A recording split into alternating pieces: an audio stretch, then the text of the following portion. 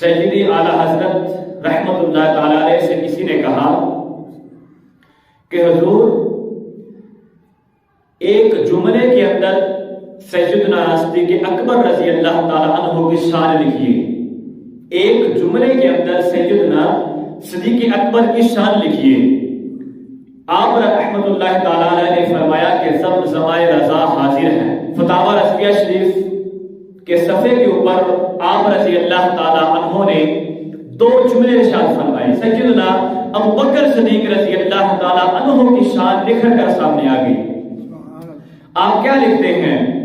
آپ لکھتے ہیں کہ پوری کائنات میں، اعلیٰ حضرت لکھتے ہیں کہ پوری کائنات میں حضور جانے جانا صلی اللہ علیہ وآلہ وسلم جیسا کوئی پیر نہیں اور ابو بکر صدیق جیسا کوئی مرید نہیں. فرمایا کہ پوری کائنات میں حضور جانے جانا صلی اللہ علیہ وآلہ وسلم جیسا کوئی پیشوا نہیں اور ابو بکر جیسا کوئی مرید نہیں. یہ میں نے شروع میں سیدنا اعلیٰ حضرت کو اس لیے لایا، اس لیے پڑھا کہ تاکہ اگلے والی بات جو ہے وہ آپ کو سمجھ آ جائے. باقی رہ گئی بات قرآن مجید کی، وہ تو رب کا کلام ہے کہ جس میں کوئی بھی شک نہیں. فرمایا کہ 1,20,000 سے زائد صحابہ کرام، تمام کے تمام صحابہ کرام متقی ہیں. جتنے بھی حضور کے صحابہ کرام کیا ہیں؟ متقی ہیں. متقی کون ہوتا ہے؟ متقی وہ ہوتا ہے کہ جس چیز میں شک بھی پیدا ہو جائے وہ اس چیز کو چھوڑ دیتا ہے. مثال کے طور پر کہ اگر کسی نے بغیر وضو کے کھانا پکایا، کھانا بنایا، اور متقی وہ ہوتا ہے، وہ کہتا ہے کہ اس نے بغیر وضو کے کھانا بنایا پکایا لہذا میں یہ کھانا نہیں کھاؤں گا. اس کو کہتے ہیں متقی.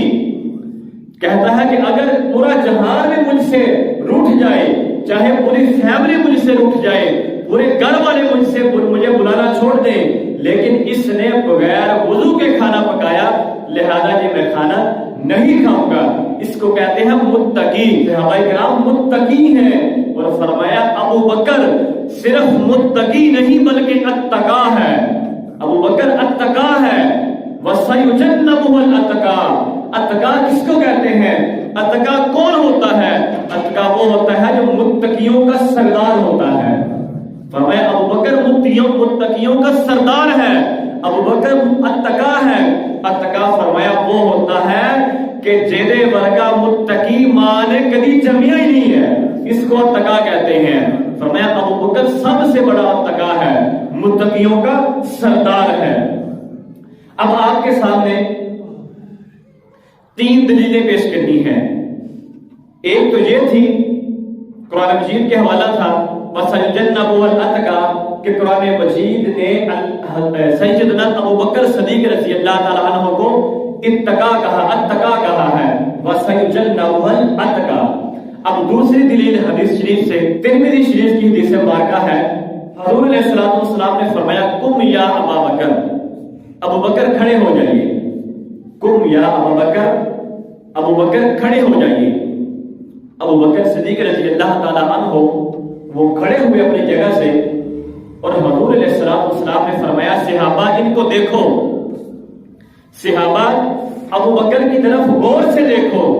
صحابہ کرام عرض کرتے ہیں کہ حضور جانے جانا صلی اللہ علیہ وسلم آپ ہمیں کیا دکھانا چاہتے ہیں؟ آپ ہمیں کس ابو بکر کے اندر کیا دکھانا چاہتے ہیں؟ حکمت کیا ہے؟ حضور علیہ السلام نے فرمایا صحابہ ابو بکر فی الجنہ. صحابہ فرمایا صحابہ ابو بکر جنتی ہیں. اب تیسری دلیل صحابہ کرام کے عمل سے. اگر کہ پوچھے کہ ابو بکر کون ہے؟ فرمایا کہ ابو بکر وہ ہے جس کے پیچھے مولا علی نے نمازیں پڑھی ہوں. ابو بکر وہ ہے کہ جن کے پیچھے مولا علی نے نمازیں پڑھی ہوں، وہ ابو بکر ہے. اب کہتے ہیں کہ ہم بخاری شریف کے علاوہ کسی کو نہیں مانتے ہیں. ہم کہتے ہیں کہ ابو بکر جو ہے وہ بخاری کا محتاج نہیں ہے بلکہ بخاری ابو بکر کی محتاج ہے. ہم آپ کو بخاری شریف سے بھی دکھا دیتے ہیں. بخاری شریف کی حدیث مبارکہ ہے، صفحہ نمبر ہے 615 اور حدیث پاک کا نمبر ہے 3666. 3 1 مرتبہ اور 6 3 مرتبہ۔ حضرت عبد الرحمن بن عوف رضی اللہ تعالیٰ عنہ سے مروی ہے، فرماتے ہیں کہ ابو ہریرہ رضی اللہ تعالیٰ عنہ فرماتے ہیں کہ حضور جانے جانا صلی اللہ علیہ وسلم سے میں نے یہ بات خود سنی۔ حضور علیہ السلام اپنے صحابہ کرام کو فرما رہے تھے کہ جنت کے دروازے ہیں، جنت کے دروازوں کے نام ہیں۔ حضور نے فرمایا کہ صحابہ کرام جنت کے دروازوں کے نام ہیں۔ فرمایا ایک دروازے کا نام ہے باب الصلاۃ، جنت کے دروازوں میں سے ایک دروازے کا نام ہے باب الصلاۃ، جس سے صرف نمازی گزریں گے، جس سے صرف نمازی گزریں گے۔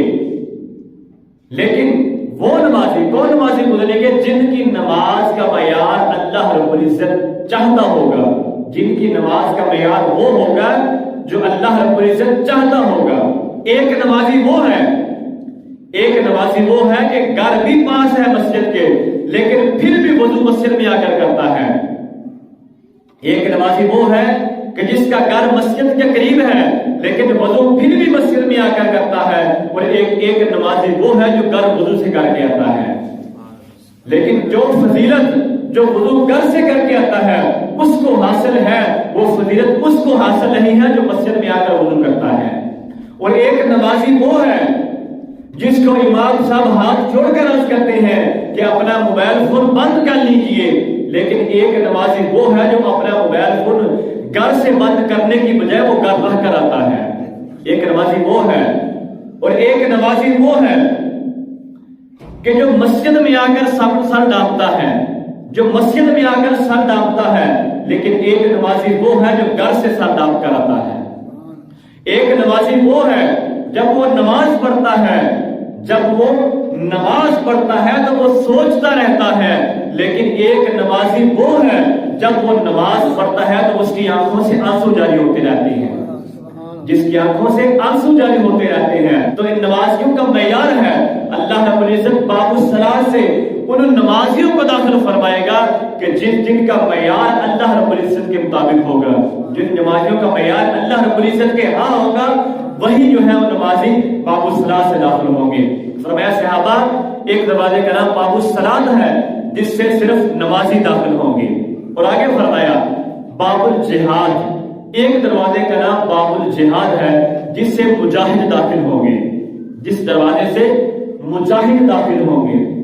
اور آگے فرمایا ایک دروازے کا نام باب الصدقہ ہے جس سے وہ داخل ہوں گے جو اللہ رب العزت کی راہ میں خرچ کرتے تھے، جو صدقہ دیا کرتے تھے، لیکن وہ نہیں جو اللہ رب العزت کی راہ میں دیتے وقت، جو لوگوں کو دیتے وقت جو سیلفی بناتے ہیں۔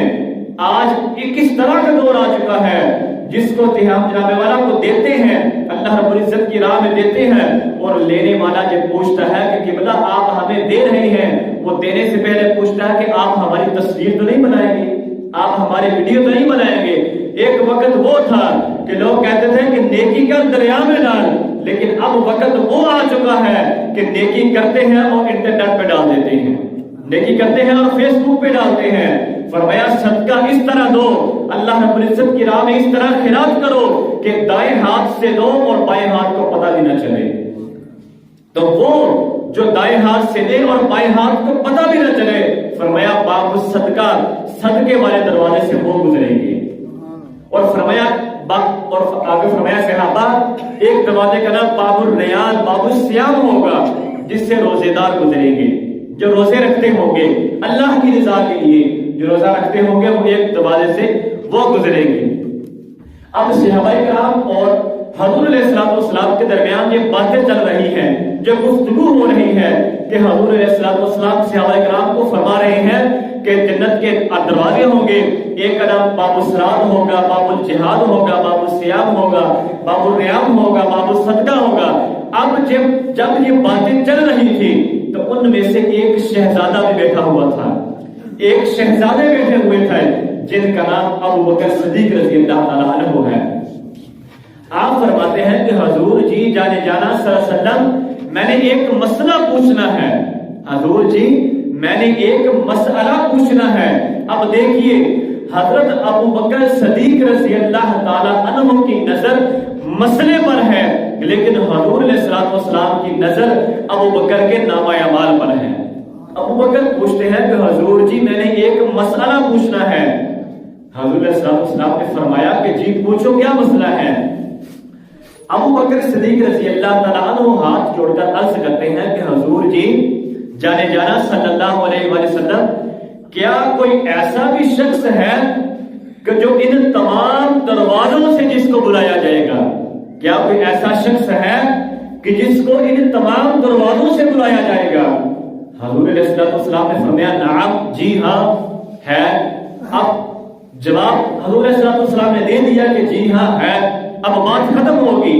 حضور ابو بکر نے پوچھا کہ کیا کوئی ایسا بھی ہے کہ جس کو ان تمام دروازوں سے بلایا جائے گا؟ حضور نے فرمایا کہ ہاں ہے، اب بات ختم ہوگی۔ سوال کا جواب ختم ہو گیا، لیکن بات ختم نہیں ہوئی۔ جس سرکار کا در ہے در شاہاں تو نہیں، جو مانگ لیا اور بھی کچھ مانگ۔ کچھ وقفے کے بعد، کچھ تھوڑی دیر کے وقفے کے بعد حضور علیہ السلام نے فرمایا کہ ابو بکر آپ نے سوال پوچھا تھا، ابو بکر آپ نے سوال پوچھا تھا، کیا کوئی ایسا بھی ہے کہ جو ان تمام دروازوں سے جس کو بلایا جائے گا؟ فرمایا کہ ابو بکر مجھے کامل یقین ہے۔ حضور علیہ السلام ابو بکر کو فرما رہے ہیں کہ ابو بکر مجھے کامل یقین ہے کہ جس کو تمام دروازوں سے بلایا جائے گا ابو بکر وہ تم ہی ہوگے، تمہارے علاوہ کوئی اور نہیں ہو سکتا ہے۔